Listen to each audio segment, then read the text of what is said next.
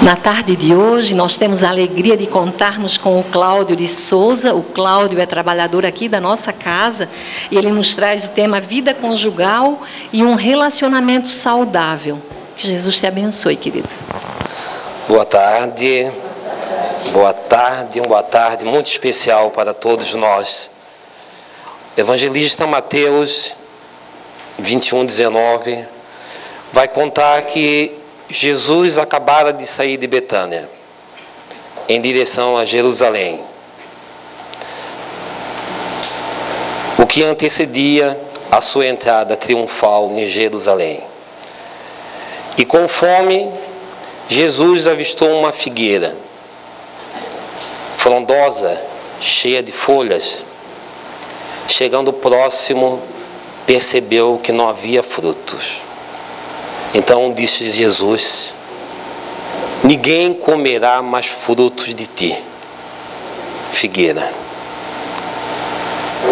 Essa uma das parábolas de Jesus, que na época tinha uma expressão significativa, mas que pode também servir para a nossa fala e a nossa reflexão. Jesus se referia ao povo da época de Jerusalém, que cuidava do exterior, frondosos por fora, mas secos por dentro. Jesus se referia ao povo que exaltava o exterior e o corpo e não dava frutos. E na obra da criação, a qual todos nós estamos inseridos, todos nós somos chamados a dar frutos. E nos dias de hoje, nós nos preocupamos porque vimos uma exaltação ao mundo exterior, ao corpo físico. Talvez jamais se viu tantos investimentos e apelo na indústria da beleza, da moda, uma exaltação soberba ao corpo. E na questão 718 do Livro dos Espíritos, os Espíritos perguntam, Senhor Kardec pergunta aos Espíritos se deveríamos cuidar do corpo. Sim, devemos cuidar e zelar do nosso corpo. De forma provisória, ele a sede, o lar da nossa alma, do nosso espírito. Mas devemos também cuidar do nosso espírito. Então, a reflexão pode ser a tempo para cada um de nós. Quantos frutos estamos produzindo? Percebemos que a humanidade caminha rumo a um estado de apelo, de críticas, de injúrias, de revolta, de guerra, de poder. Mas é preciso que nós nos posicionemos em relação à vida. Não só pelo que apresenta o mundo lá fora, mas por aquilo que já aprendemos pela doutrina. Aquilo que já aprendemos pelo Evangelho do Cristo. Jesus se referia à figueira seca, aqueles homens e mulheres que passam uma vida inteira na terra e não geram frutos. Na manhã seguinte, Jesus e os apóstolos então retornam e passam pela figueira. E Pedro diz: Senhor, a figueira que amaldiçoasse secou. Na sequência, Jesus vai dizer: esse e outros milagres vós também podes fazer. Não só de secar a figueira, mas se disseres ao monte, mova-se para o mar, se tiveres fé e pedires em oração a Deus nosso Pai, assim lhe será concedido. Jesus reafirmava a necessidade de acreditarmos, não da nossa vida no contexto mero de uma encarnação, em que passamos sim dificuldades, passamos por conflitos, ficamos apreensivos por muitas questões que parecem não se resolverem, mas as promessas do Cristo não são para esse mundo.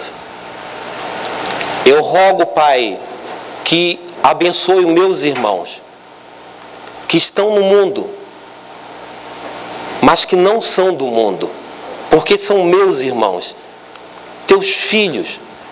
Eu deixo o mundo, mas eles ficam.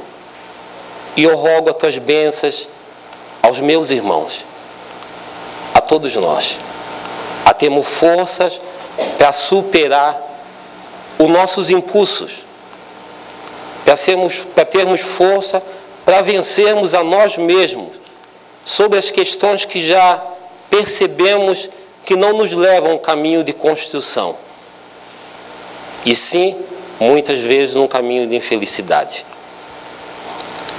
O que dizer de uma lavoura que não é cuidada contra as pragas?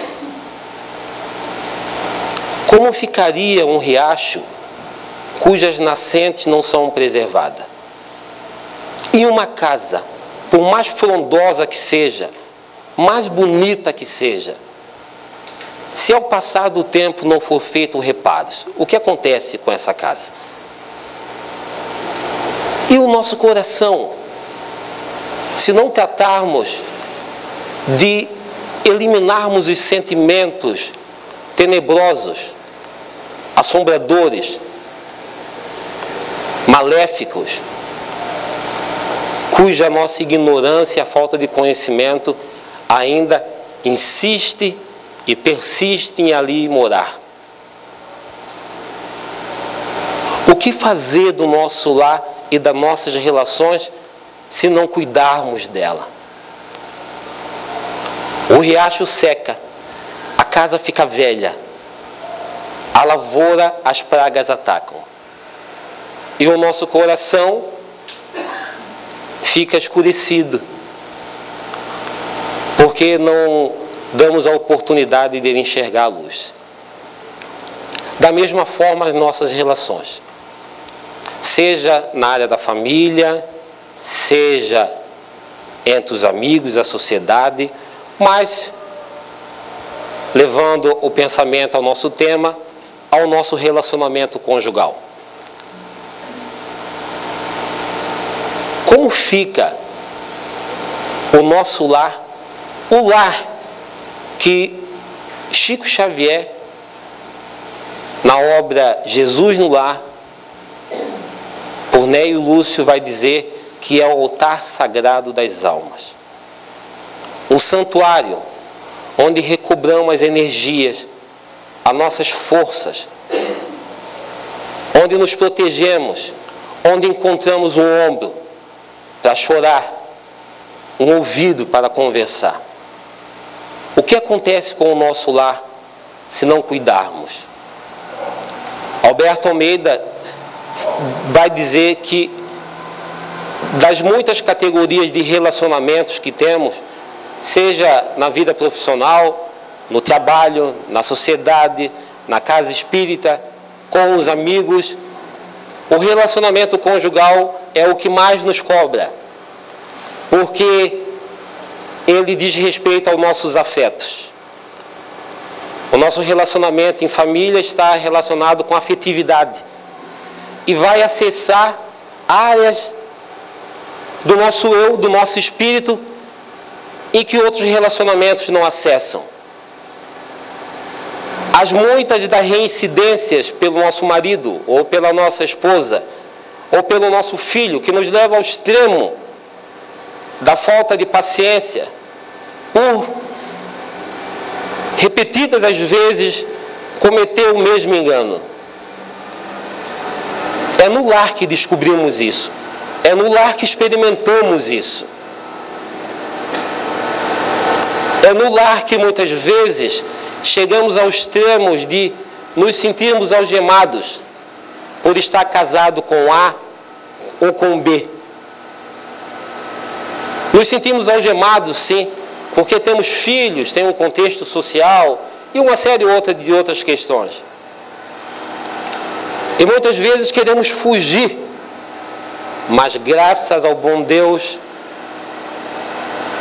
a luz paira sobre a nossa consciência, o nosso espírito, e o nosso anjo da guarda nos auxilia para que continuemos na direção daquilo que um dia, um momento, decidimos, escolhemos ser o melhor para cada um de nós. Na questão 132 do Livro dos Espíritos, nós vamos encontrar a belíssima narrativa dos Espíritos, quando vão dizer que cabe a nós cumprirmos a nossa missão na Terra e darmos a nossa parte na obra da criação. Então, quando estamos em volta da família e permitirmos estar em família, estamos contribuindo com Deus na belíssima obra da criação. Sim, porque os nossos filhos, as nossas filhas, recebem os primeiros momentos e os primeiros modelos de pai, de mãe, de esposa e de esposo dentro do seu lar. Eles vão absorvendo, eles vão observando o tratamento, rude ou amoroso. Eles vão absorvendo a forma pela qual os pais resolvem os conflitos. Eles vão observando se nós somos verdadeiros ou não, se nós somos comprometidos ou não.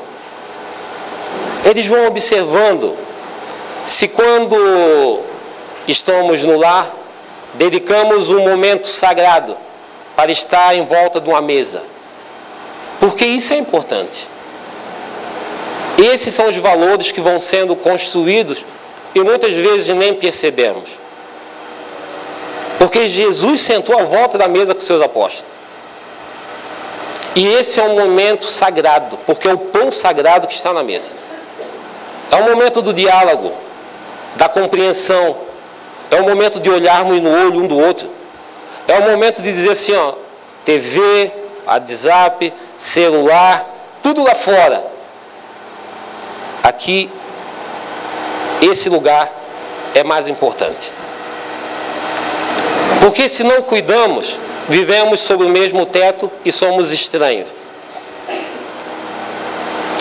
Daqui a pouco, os nossos filhos não vão saber qual é a melhor comida ou a cor preferida nossa, porque não existe diálogo. Então, temos sim que nos colocar ao diálogo. Mas a questão não é simples. Porque como conciliar ou conjugar paixão, amor, missão e crescimento espiritual quando estamos nos relacionando com as pessoas?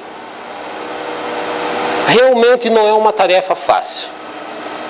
É uma tarefa árdua, que requer de cada um de nós um esforço além do esforço talvez que já praticamos.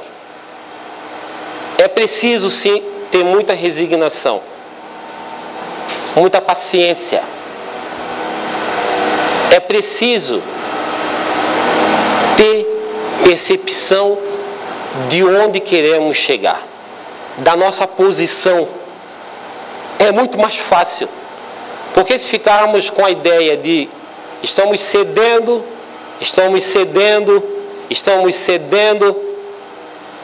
nós nos sentimos derrotados.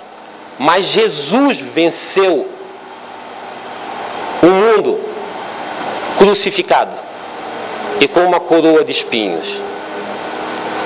Já imaginaram se ele pensasse ser um derrotado porque cedeu, porque amou, porque se entregou? Então, toda vez que eu cedo, que me dói lá no fundo, porque razão e emoção às vezes se conflitam.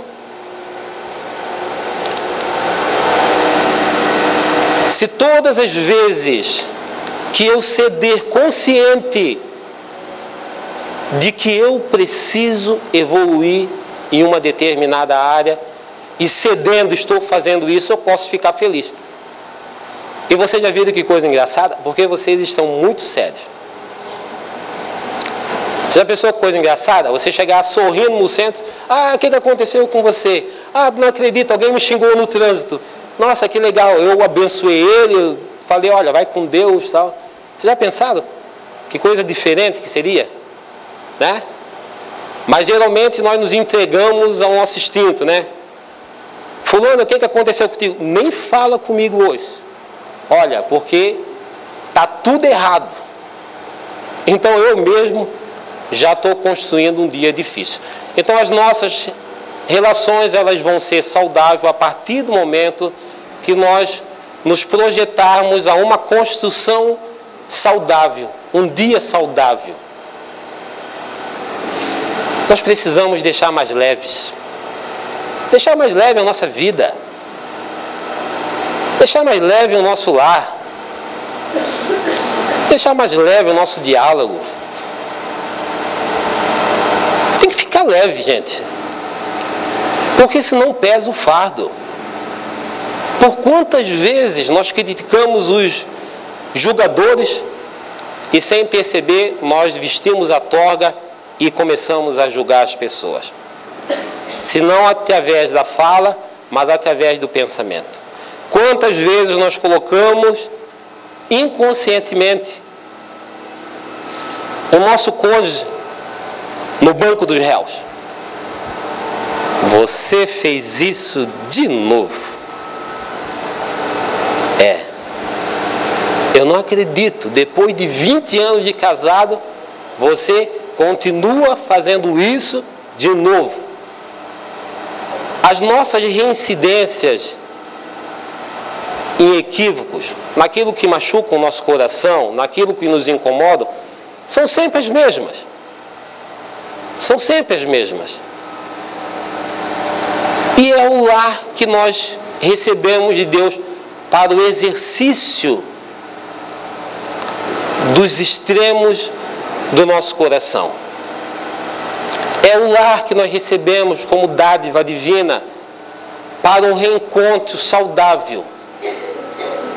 É o lar que nós recebemos como dádiva de Deus para nos afeiçoarmos. Para que a paz reine, pelo menos, dentro do nosso lar. Nosso. Seu. Então nós temos que manter a nossa base. Nós temos que manter a nossa posição. Numa guerra, muito embora seja triste, você precisa manter a sua posição e ser firme muitas vezes. Tem horas que você pode e deve avançar. E tem horas que você deve recuar. Você não está perdendo ou está cedendo porque você está recuando. Porque você está recuando não é para aquele homem ou para aquela mulher. Você está cedendo para um filho de Deus. E é assim que Jesus nos vê. É assim que Ele nos olha. Maria Madalena, Judas, Pilatos, Zaqueu, cobrador de impostos, Pedro, que nega Jesus, Tomé.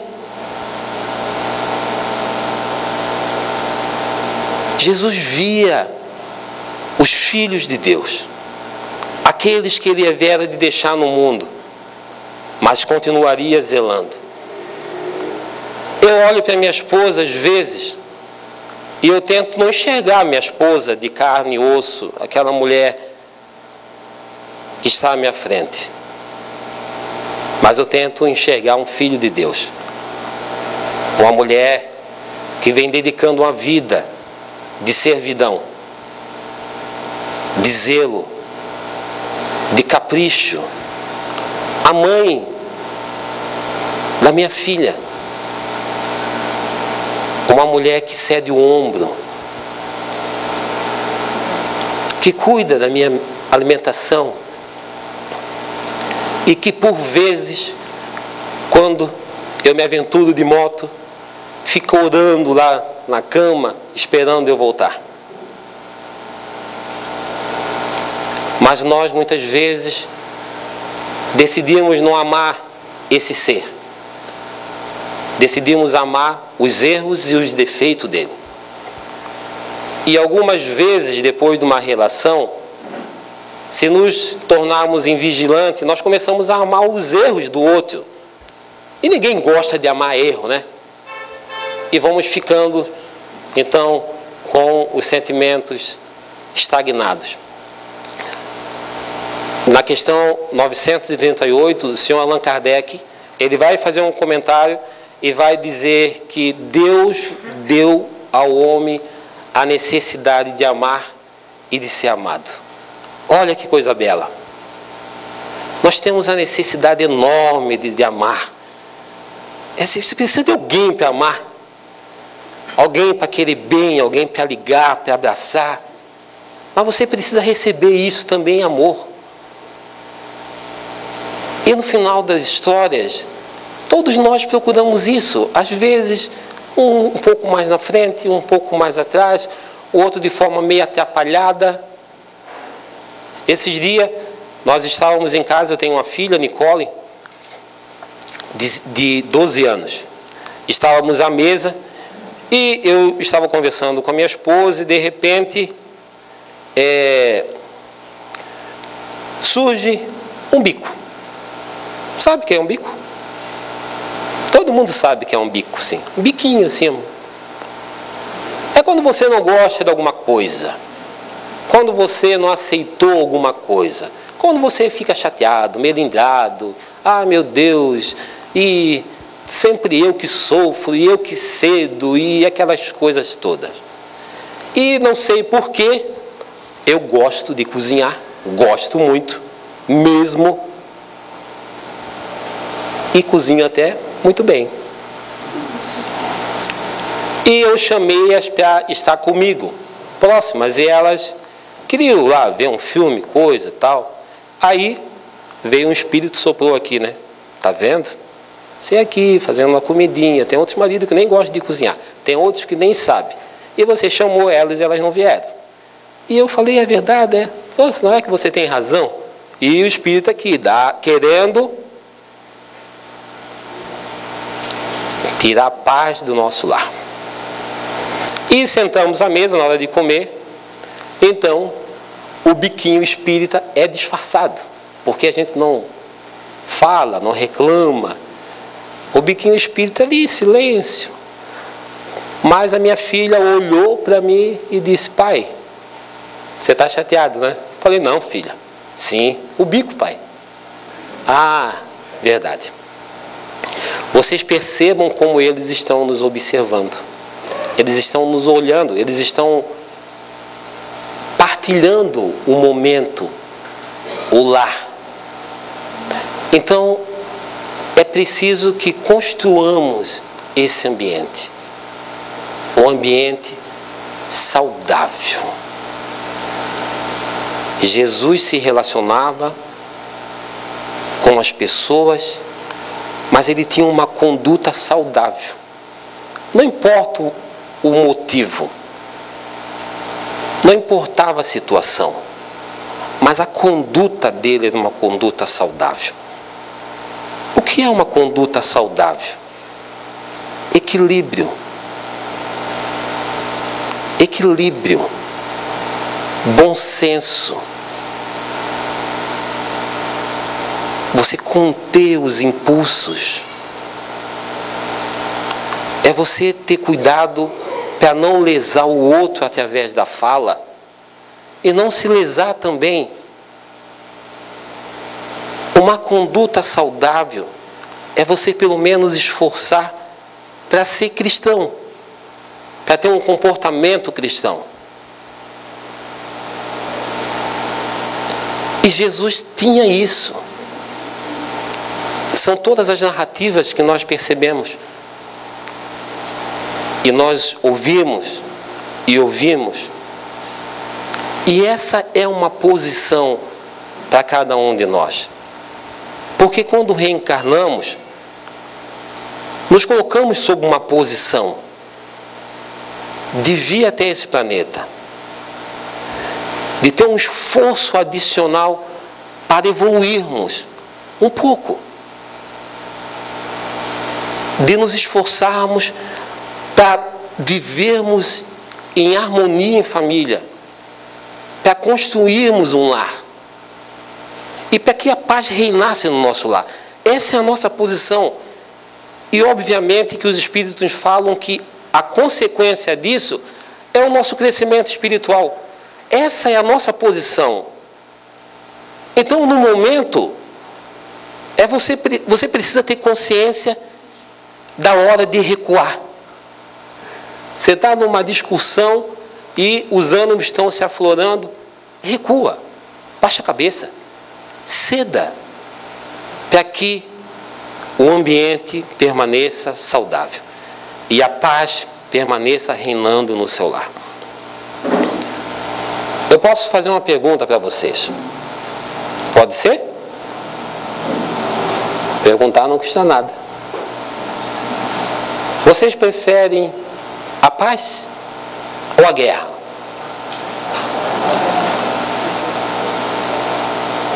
O amor ou a violência? O perdão ou o não perdão? Vocês querem uma casa que as portas possam estar abertas para receber Jesus ou não? E o que nós faríamos para que isso fosse possível? O Senhor espera muito mais de cada um de nós. E Ele sabe o que cada um de nós é capaz de fazer. Mas nós precisamos voltar para o centro. Precisamos, em tempo, voltarmos ao centro e relembrarmos das coisas que realmente têm valor para cada um de nós. Jesus, em Mateus 13, vai falar na parábola do joio e do trigo, e ele compara o reino de Deus como uma lavoura. E um homem vai lá semear as ervas boas, as sementes boas. Saindo esse homem, vem um homem mau e semeia as sementes ruins. Depois de um tempo, quando as sementes começam a germinar, os empregados percebem que existia o joio. Vão até o semestre e o semestre vai dizer: esperem que ambos cresçam juntos. E quando estiverem juntos, corte o joio, separe o joio, coloque em fardos e ateie fogo, e guarde o trigo no celeiro. Quem quer guardar o trigo no celeiro? É o trigo que nós queremos. Às vezes não dá de nos desvencilhar dos problemas, das dificuldades, até das injustiças. Mas pode ser o joio que está querendo matar a nossa raiz, o nosso desejo de sermos bons, o nosso desejo de construirmos um lar equilibrado e saudável. O que acontece com a figueira que secou? Jesus não foi cruel nem amaldiçoou a figueira, porque naquela época, naquele local, antes das folhas virem, já teriam que vir os brotos dos frutos. Então, se as folhas vieram e não tinha broto nem fruto,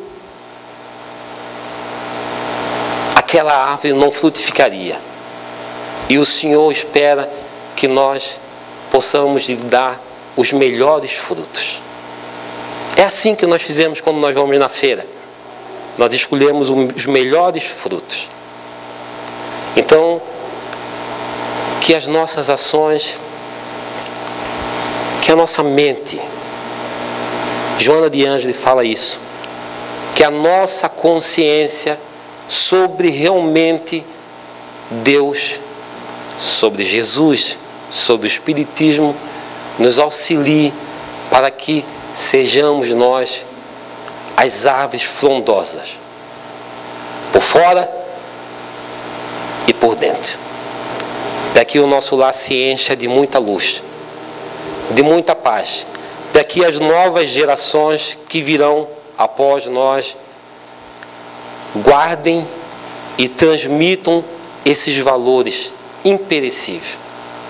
O amor de Deus, o amor de Jesus e o amor que cada um de nós tem ainda para construir e dar. Muito obrigado.